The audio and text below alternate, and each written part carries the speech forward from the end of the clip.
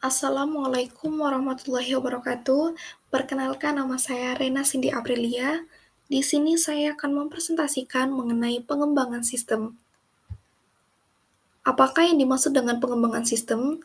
Pengembangan sistem yaitu menyusun suatu sistem yang baru untuk menggantikan sistem yang lama secara keseluruhan atau memperbaiki sistem yang telah ada. Perlunya pengembangan sistem yaitu adanya permasalahan atau problem yang timbul pada sistem yang lama. Permasalahan yang timbul dapat berupa ketidakberesan dan pertumbuhan organisasi. Selain itu, untuk meraih kesempatan atau opportunities dan adanya instruksi-instruksi atau directives. Prinsip dalam pengembangan sistem. Sistem yang dikembangkan adalah untuk manajemen. Sistem yang dikembangkan adalah investasi modal yang besar. Investasi modal harus mempertimbangkan dua hal, yakni yang pertama, semua alternatif yang ada harus diinvestigasi. Yang kedua, investasi yang terbaik harus bernilai.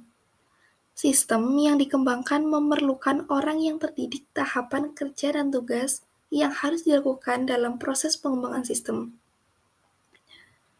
Proses pengembangan sistem tidak harus urut, jangan takut membatalkan proyek, dan dokumentasi harus ada untuk pedoman dalam pengembangan sistem. Tahapan dalam pengembangan sistem. Yang pertama, perencanaan sistem atau sistem planning. Yang kedua, analisis sistem atau sistem analis. Yang kedua, analisis sistem atau sistem analisis. Yang ketiga, perencanaan sistem atau sistem desain secara umum. Yang keempat, seleksi sistem atau sistem selection. Yang kelima, perancangan sistem atau sistem desain secara umum. Yang keenam, implementasi dan pemeliharaan sistem atau sistem implementation dan maintenance. Proses perencanaan sistem dapat dikelompokkan dalam 3 proses utama, yaitu yang pertama, merencanakan proyek-proyek sistem yang dilakukan oleh staf perencana sistem. Yang kedua, menentukan proyek-proyek sistem yang akan dikembangkan dan dilakukan oleh komite pengarah. Dan yang ketiga, mendefinisikan proyek-proyek sistem dikembangkan dan dilakukan oleh analisis sistem.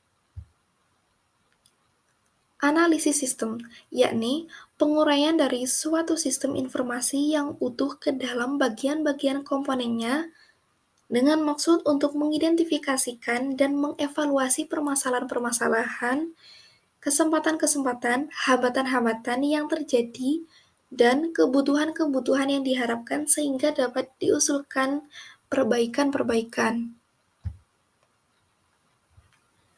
Langkah-langkah dasar yang harus dilakukan oleh analis sistem yaitu sebagai berikut. Yang pertama, yaitu mengidentifikasikan masalah, seperti mengidentifikasikan penyebab masalah, mengidentifikasikan titik keputusan, mengidentifikasikan personil-personil kunci. Yang kedua, understand, yaitu memahami kerja dari sistem yang ada, seperti menentukan jenis penelitian, merencanakan jadwal penelitian, mengatur jadwal wawancara, mengatur jadwal observasi, mengatur jadwal pengambilan sampel, membuat penugasan penelitian, membuat agenda wawancara, dan mengumpulkan hasil penelitian. Yang ketiga, analis, yaitu menganalisis sistem, seperti menganalisis kelemahan sistem, menganalisis kebutuhan informasi pemakai atau manajemen, dan yang keempat, report, yaitu membuat laporan hasil analisis tujuan, seperti melaporkan bahwa analisis telah selesai dilakukan, meluruskan kesalahan, pengertian mengenai apa yang telah ditemukan dan dianalisis oleh analisis sistem tetapi tidak sesuai menurut manajemen. Meminta pendapat-pendapat dan saran-saran dari pihak manajemen, meminta persetujuan kepada pihak manajemen untuk dilakukan tindakan selanjutnya. Perancangan sistem, yakni setelah tahap analisis sistem selesai dilakukan, maka analisis sistem telah mendapatkan gambaran Maka analis sistem telah mendapat gambaran dengan jelas apa yang harus dikerjakan. Perancangan sistem. Perancangan sistem dapat dibagi dalam dua bagian, yaitu yang pertama, perancangan sistem secara umum atau perancangan konseptual, perancangan logikal atau perancangan secara makro. Yang kedua, perancangan sistem terinci atau perancangan sistem secara fisik. Perancangan sistem dapat diartikan sebagai berikut. Yang pertama, tahap setelah analisis dari siklus pengembangan sistem. Kedua, mendefinisikan dari kebutuhan-kebutuhan fungsional. Ketiga, persiapan untuk rancang bangun implementasi. Keempat, menggambarkan bagaimana suatu sistem terbentuk atau dibentuk. Yang kelima, yang dapat berupa gambaran, perencanaan, dan pembuatan sketsa atau pengaturan dari beberapa elemen yang terpisah ke dalam satu masalah yang utuh dan berfungsi. Keenam, termasuk menyangkut mengkonfigurasikan dari komponen-komponen perangkat lunak dan perangkat keras dari suatu sistem. Tahap perancangan sistem mempunyai dua tujuan utama, yaitu yang pertama untuk memenuhi kebutuhan kepada pemakai sistem, dan yang kedua untuk memberikan gambaran yang jelas dan rancang bangun yang lengkap pada pemrogram komputer dan ahli-ahli teknik lain yang terlibat. Evaluasi dan seleksi sistem. Tahap seleksi sistem merupakan tahap untuk memilih perangkat keras dan perangkat lunak untuk sistem informasi. Tugas ini membutuhkan pengetahuan yang cukup bagi yang melaksanakannya, supaya dapat memenuhi kebutuhan rencana bangun yang telah dilakukan.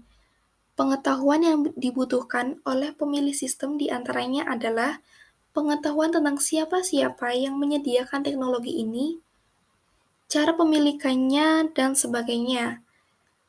Pemilih sistem juga harus paham dengan teknik-teknik evaluasi untuk menyeleksi sistem. Langkah-langkah menyeleksi dan memilih sistem. Yang pertama, memilih penyedia teknologi. Kebutuhan dari teknologi sistem dapat dikelompokkan dalam 4 kategori sebagai berikut. A. Perangkat keras yang sifatnya umum. B. Perangkat keras yang spesifik untuk suatu aplikasi. C. Perangkat lunak yang sifatnya umum. D. Perangkat lunak yang spesifik untuk suatu aplikasi. Kedua, meminta proposal dari penjual jika terdapat beberapa penyedia produk dan jasa yang mungkin dapat memenuhi kebutuhan dari sistem dan tidak semua penyedia teknologi ini akan dipilih. Maka, pemilih sistem perlu meminta proposal dari semua penyedia teknologi yang dipilih. Ketiga, menyaring penjual tidak semua proposal yang harus akan tidak semua proposal yang masuk akan dievaluasi semuanya. Hanya proposal yang memenuhi syarat saja yang dievaluasi. Proposal yang tidak memenuhi syarat adalah proposal yang tidak sesuai. Keempat, mengevaluasi penjual yang lolos saringan proposal. Yang telah lolos saringan lebih lanjut perlu dibandingkan satu dengan yang lainnya dan di-ranking untuk menentukan penjual mana yang direkomendasikan. Sebelum itu, perlu ditetapkan terlebih dahulu kriteria evaluasi yang akan dilakukan. Mungkin cukup sekian yang dapat saya presentasikan. Jika ada kurang dan lebihnya, saya mohon maaf yang sebesar-besarnya. Terima kasih. Wassalamualaikum warahmatullahi wabarakatuh.